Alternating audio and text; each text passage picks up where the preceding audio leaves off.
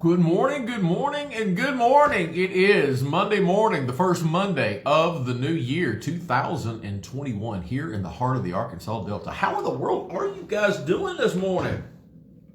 Oh my goodness, it has been a little bit since we hung out, and I have missed you. I'm glad to see you, glad to see that you are here. When you get on, say hello, and let me know that you are going to hang out with me. I want to go ahead and tell you up front right now, the internet is out here. It is out here at the church. I mean, completely, it's gone. We have no internet, and so it's going to be very difficult for me to see who all is here, comments, so on and so forth, because I normally follow on my laptop as well, and so I'm just not going to be able to do that. When you get in and get on, I want you to say hello. Let me know you're here. Hit that share button. Go ahead and let's get that thing out. And we're going to go ahead and get started this morning. Good morning. There's my bride. She is on. There's Miss Annie Norman. Good morning, Miss Annie. Glad you're starting out the new year with us. Let me see. There's Judy Davis. Good morning. And there's Gloria. Good morning, Gloria. Gloria, I have great news for you. The internet we have none. Yeah, that's right. We're starting it out right. That's right. I mean, it's nothing. I hit the reset button. So if you... The electricity may have been off last night because at our house, was it yours? No. Hey, guys, did anybody lose power last night? Gloria said that she lost power at her place last night. So if you did, holler at me. That may be the reason why. So... About 4 o'clock this morning. Really? Yeah. Oh, no.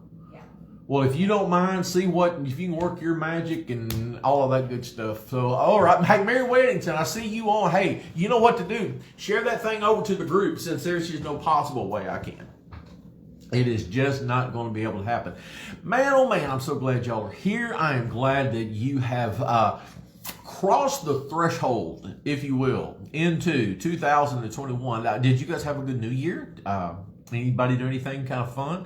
For those of you who hung out with me on Thursday night for our little online fellowship, guys, we had a blast. I mean, we had a blast. We were online for like 2 hours, and we sang, we laughed, we talked. Thank you, Miss Mary. Thank you. I mean, we had a blast. It was tons of fun. Played some Bible trivia. Matter of fact, Miss Denise and I were talking, and we would like to do that. Yeah, like once a month or something, so that we can just kind of hang out on like a Friday night and just grab some snacks or whatever, just kind of chit chat and chill and just all kinds of fun stuff. So if you would like to be a part of that and like to continue doing that, just kind of let me know. But we are kicking off our new year of coffee chats the Friday morning. Of course, we're not on here, but we began a new book reading, and that is back over in the Book of Ruth. I hope that you have enjoyed that. I hope that you have enjoyed getting started, kind of getting the preliminaries done. And when we dive in a little bit, I'm going to kind of set the picture for us as to exactly what was going on. The Book of Ruth is an amazing story.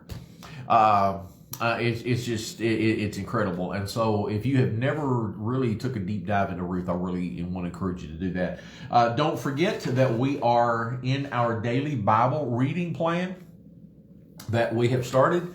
If you do not have a copy, if you did not download it, this is what it looks like. If you have not downloaded it yet, you can go right back on this page and you can find that. You can snapshot it, whatever you need to do. Or if you'll just let us know, folks, I'll be glad to mail you a copy of this. So you just let me know. Today's Bible verse to read is Job chapter 8. Verse 7. That's Job chapter 8, verse 7. And I'm going to read it for us this morning just to kind of get it on here. Job chapter 8, verse 7. Though your beginning was small, yet your latter end would increase abundantly. Man, oh man, talking about new beginnings. Love that. Love that. It's very encouraging this morning. So don't forget, if you do not have this and want this like this in paper, you just say something right here in comments, and Jim will get you one out in the mail today. Okay, it will go out today. We want to do that, and we mailed out a few last week as well when we made that. But you can go back, you can save it. It is in a picture form. You can save it to your phone. That way you'll have it, or you can take a screenshot and you can have it. Whatever you want to do, or we will mail you a copy. Many folks grabbed some yesterday when they were on campus. We had them available. So all of that is all going on. We are back right now. We are tentative tomorrow night with Zoom. Just want to let you know that we may or may not have our Zoom class tomorrow. I've got to talk to Brother Larry. Pam is in the hospital. And I'm sure most of you know this, but put her in the hospital yesterday. She is COVID positive. She was tested positive, and she was also having some chest pains yesterday. So they kept her overnight just to observe, make sure nothing was wrong. Her heart enzymes came back great yesterday when they did the test, but just not 100% sure what all's going on. And I'll be talking to Larry later on this morning. But Zoom is a question for tomorrow night, but I will let you know more probably tomorrow morning here on our Coffee Chat Time. Thursday morning, Miss Pat will be back as she wraps up the book of Philippians, and then we're going to take a look at a scheduling issue with Miss Pat and see when she's going to be able to get back in here. So join me for sure on Thursday morning with Miss Pat as she wraps up being joyful with the book of Philippians. Hey, we are studying hard on Wednesday nights in the book of Galatians. That is a powerhouse book. We looked at the first 5 verses last week. I want to encourage you before Wednesday is to read a little bit more in that first chapter, okay, of Galatians. It is boots on the ground faith, okay, boots on the ground faith. And I want you to be able to get in there and to get started that. There's, man, we got all kinds of friends coming in here. There's our Allens down in Mariana. Good morning. When you get in, get on. Hey, remember, hit the share button, okay, hit the share button. Guys, we kicked off a powerful series yesterday here on the campus, Seismic Shift, the birth of the New Testament church. If you were unable to be with us on campus or unable to watch it yesterday, I really, really want to encourage you to go back here. Just scroll down just a little bit on our page and get in and check out that message from yesterday. It is week 1. We call it the fault line. It was the starting point of the New Testament church. So get on back and do that. If not, you can catch that on YouTube. It is on our YouTube channel. It is also posted on our website, lovemyrbc.com. You can find that all posted over there. But you do not want to miss this powerful sermon series, the beginning of the New Testament church, and it's just perfect, if you will, for the beginning of the brand new year. Acts chapters 1 and 2 is where we're going to kind of camp out at. And that all was rocking and rolling yesterday. Oh, the glory of abort term magic. It looks like that I am on. Praise the Lord. Give me just a second. I'm going to hit a couple switches and get in over there and do this and do that. And while I'm doing this, I hope you got your coffee. I hope it's strong. And I want to get your Bibles and going over back to the Old Testament and get into the Book of Ruth. Oh, I see that, Miss Sandy. Thank you. I appreciate that. That was a really powerful sermon yesterday. We just, guys, we just had a great day here on campus. If you physically can, we would love for you to join us on campus Sunday mornings. Worship starts at 10:30, and our our Sunday school starts at 9:30. And we would just love to have you be with us on campus. It would just be incredible for you, to do that. So just make your plans now. And if not, obviously, hey, kick it right here with us as we are live. Let me see here. I'm scrolling down trying to get to this so I can see who all, what all, and all that good stuff. I'm almost there. There we go. There we go. Let me see. Glory, I don't know what you done, but it worked. Yep, it worked. It worked. There we go. All right, guys, we got about 10 folks on, and I see 5 shares. And so that means some of you have not hit the share button. So what I want you to do right now is, if you have not, hit the share button. Okay? That's how the ministry grows. That's how we take the message of the gospel farther here into the Arkansas Delta. So right now, go ahead and hit that share button. And let's just kind of get all of that moving and grooving and getting all that good stuff out there. But again, we kicked off a great service yesterday with that brand new message series, Seismic Shift, looking at the birth of the New Testament church. Wednesday, Galatians, boots on the ground faith. If you have never read the book of Galatians, you need to hang out with us on Wednesday. It is rocking and rolling. It is good stuff. Okay, we are going to get on over here, and we are going to head over to the Book of Ruth. If you've got your Bibles, go ahead and do that. You had the opportunity to go ahead and read early in this as we got started on Friday. And today our passages actually pick up on verse 2, or excuse me, on chapter 2, but I just want to kind of set the pace here for just a little bit and kind of let you know exactly what's going on. This is going to be a small book, but man, oh man, oh man, oh man, oh man, how good is it? How good is it? The thing that I want to bring to our attention first and foremost is that we really do not know who the author is. It is, hey, good morning, my brother. There is Clint Haynes. I see you right now. Brother Clint, glad you're hanging out with me. Glad you are hanging out with me this morning. Hope your coffee is stronger than your Monday is long. And that's all I'm going to say about that, brother, because you know what I'm talking about. The Book of Ruth, we really don't know who the author is. Most theologians want to think that it was Samuel. Others have suggested maybe Hezekiah, some even Ezra, and some have actually even thought that that David wrote it. But everything really leans towards Samuel. But again, we're not going to try to put a name on it. We're just going to know that it was an incredible love story that sets the tone, if you will, for the arrival of the Messiah. Without the story of Ruth and Boaz, we don't get the Messiah. Miss Danny, Ruth is the perfect picture of God's that's it. And in all honesty, Miss Danny, you can't get a whole lot simpler than that. That's about as plain as it is, because the theme of this whole thing going on is kinsman redeemer. And you'll hear me say that throughout the time that we read the kinsman redeemer. This is taking place at the time of the Judges that's going on, in the Old Testament. And the time of the Judges was just, guys, it was a time of lawlessness. It was harsh. It was bad. It was characterized by violence. It was characterized by crime. It was there. It was infected with a restlessness, with a continual warfare. There was spiritual, what's what we're looking for? Spiritual apathy, apostasy. It was just bad.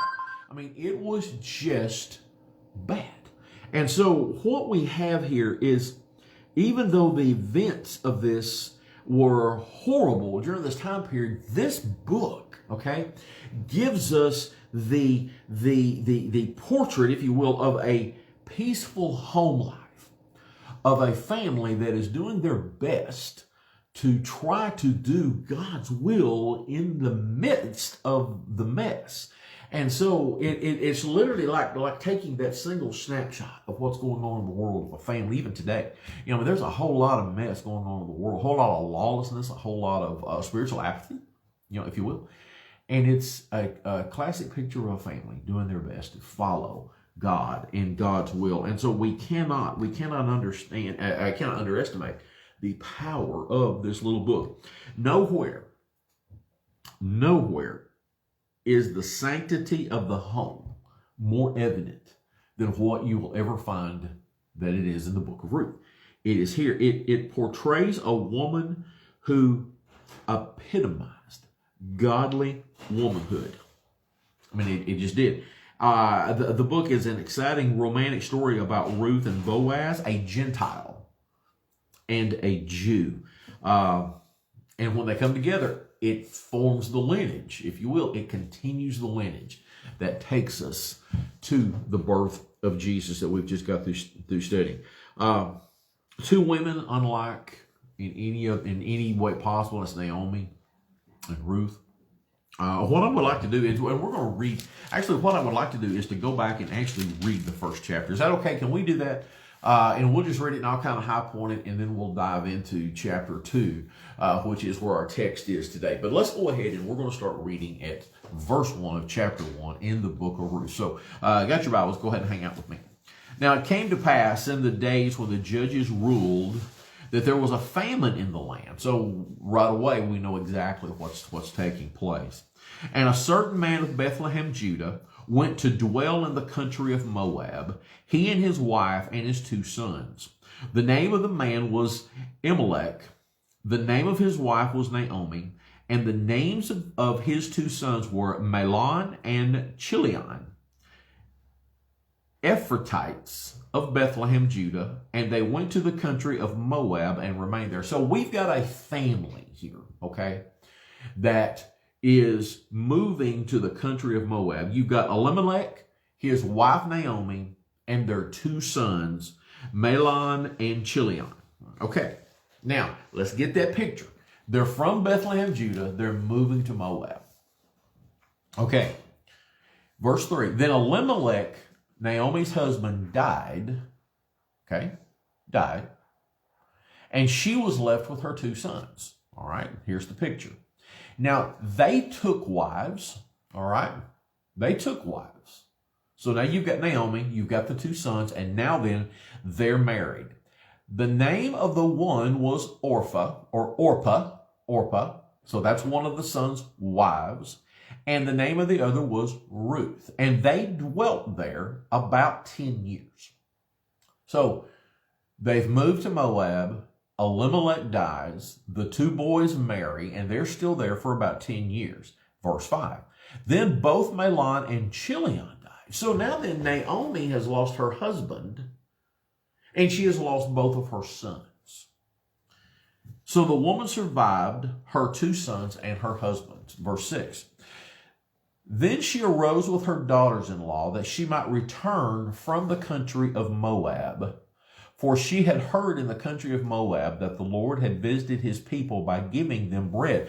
So she is now beginning the process of moving from Moab back to Bethlehem, Judah. All right? Therefore she went out from the place where she was, and her two daughters-in-law with her, and they went on their way to return to the land of Judah. So now that they're moving back home. And Naomi said to her two daughters-in-law, go return each to her mother's house.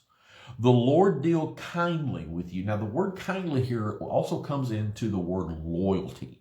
So let's understand that.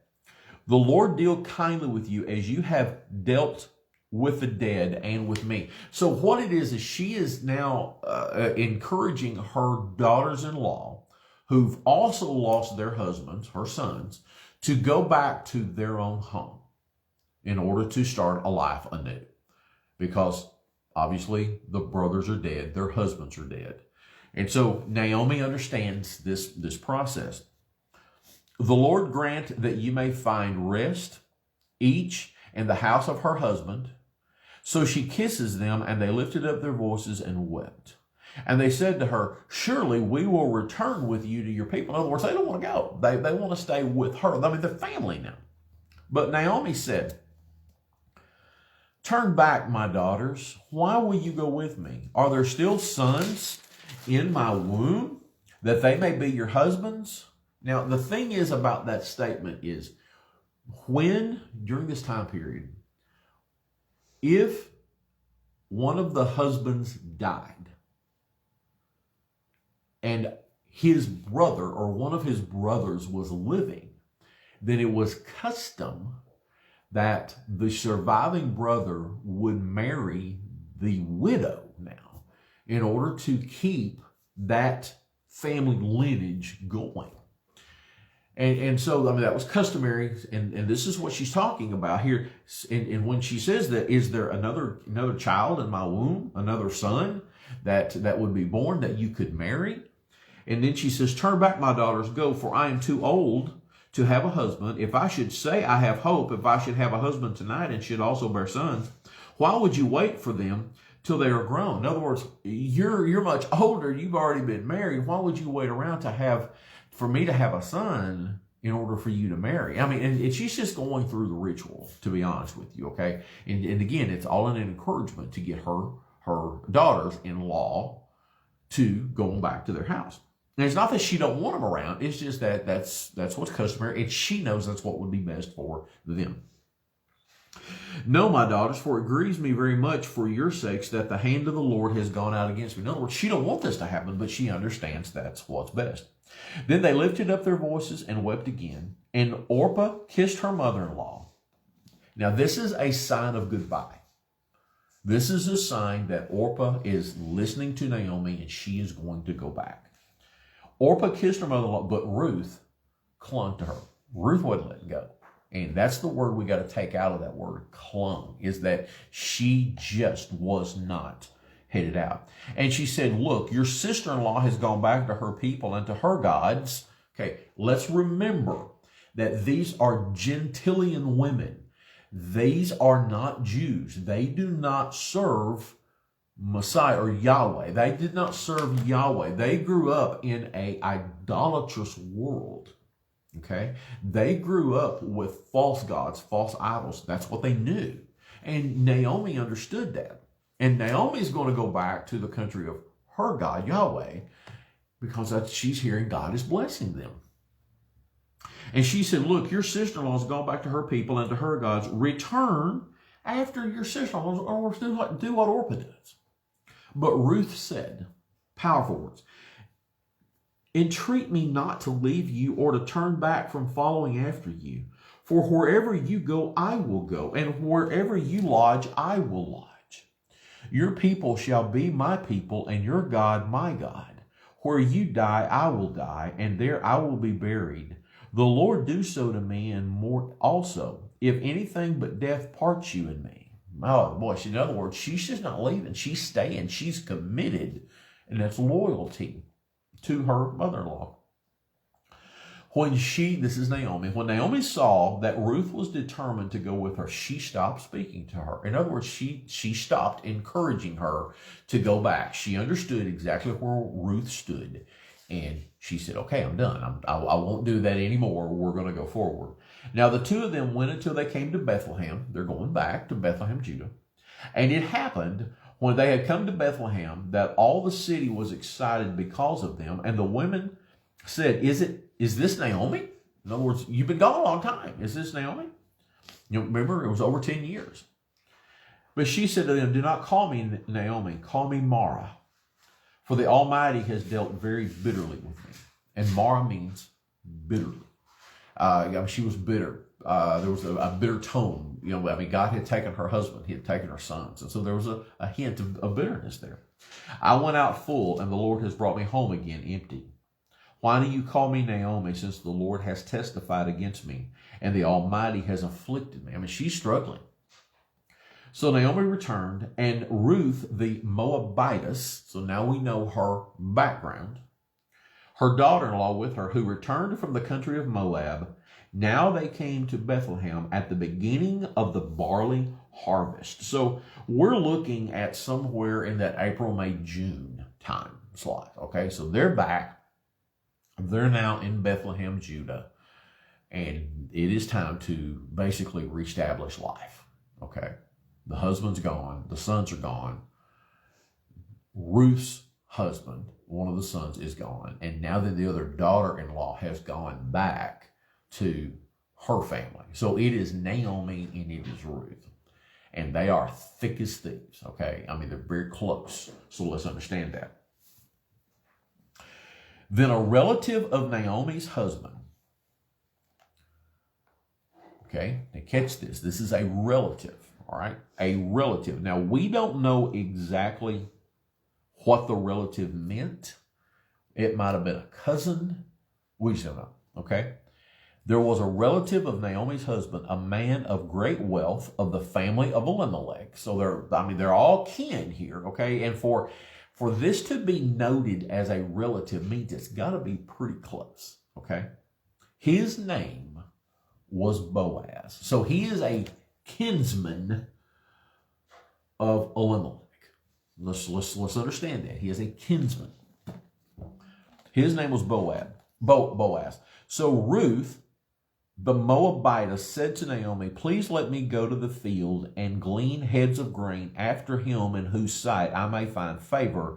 And she said to her, go, my daughter. Okay, what this means is that when the poor and the, I don't want to use the word homeless, but the poverty-stricken people, they were allowed to go into the fields to glean some of the heads of grain after the days of harvest. In other words, if you've got a man who owns a field and he has had his workers in there and they have done the work and they've done their day's work and they've got all that they can get out of that field, there's leftovers. Hey guys, all you got to do is, in harvest time, especially with cotton, even here in the Delta, there's still some remnants of cotton. In the fields. There's still a little bit left that the pickers didn't get, that they don't go back, and they end up leaving, or they cut down, they pile under, all that good stuff. Well, that's the same situation here. There were heads of grain that was left after the harvest. And so the people that are poverty stricken, they're poor, are allowed to go in and to get that they can use for their own. That's their way of surviving. And so Ruth is asking Naomi for permission to do that into the fields. Again, you got to understand the closeness of these two women. And she says, "Go, my daughter." Then she left and she went and gleaned in the fields after the reapers.